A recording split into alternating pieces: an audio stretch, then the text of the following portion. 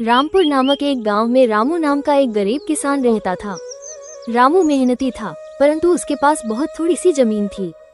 उस जमीन से जितनी फसल होती वो उसके परिवार का पेट भरने के लिए भी मुश्किल से ही पूरी पड़ती थी।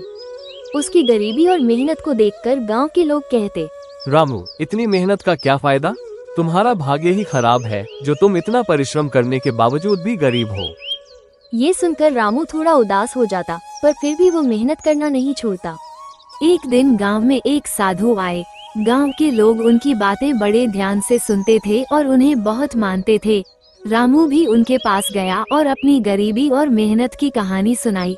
साधु ने उसे ध्यान से सुना और फिर कहा, तुम्हारी मेहनत जरूर रंग लाएगी बेटा, बस धैर्य रखो और अपनी मेहनत को बढ़ाते रहो। कभी कभी हमारी मेहनत के फल का समय आना थोड़ा देर से होता है, परंतु मेहनत का फल निश्चित रूप से मिलता है। रामू को साधु की बात से थोड़ी हिम्मत मिली और वह और भी मेहनत से खेती में जुट गया। दिन रात मेहनत करता, खेतों में घंटों समय बिताता। समय बीतता गया, लेकिन रामू की स्थिति में कोई खास बदलाव नहीं आया। फिर भी रामू ने अपने परिश्रम को कभी कम नहीं होने दिया।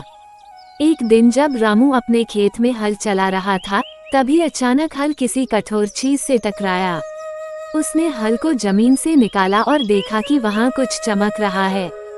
उसने मिट्टी को हटाया तो एक पुरानी धातु की हांडी निकली। उसने हांडी को खोला तो उसकी आंखें चमक उठी। हांडी में सोने की मोहरें भरी हुई थीं। रामू को अपने भाग्य पर यकीन नहीं हो रहा था। उसने साधु बाबा की बात को याद किया कि मेहनत का फल अवश्य मिलता है। रामू ने उन सोने की मोहरों से थोड़ी जमीन और खरीदी और बेहतर बीज और साधन जुटाए। अब उसकी फसल बहुत अच्छी होने लगी और कुछ ही सालों में वह एक समृद्ध किसान बन गया। उसकी मेहनत और भाग्य ने मिलकर उसका जीवन बदल दिया। इस घटना के बाद गांव के लोग भी उसकी तारीफ करने लगे और कहने लगे, देखो, मेहनत का फल मिलता ही है, बस धैर्य रखना जरूरी है।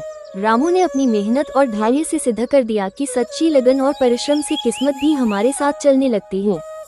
अगर आप सारे लोग इसी तरह का वीडियो देखना चाहते हैं तो मेरा चैनल को सब्सक्राइब और शेयर करना ना भूलें।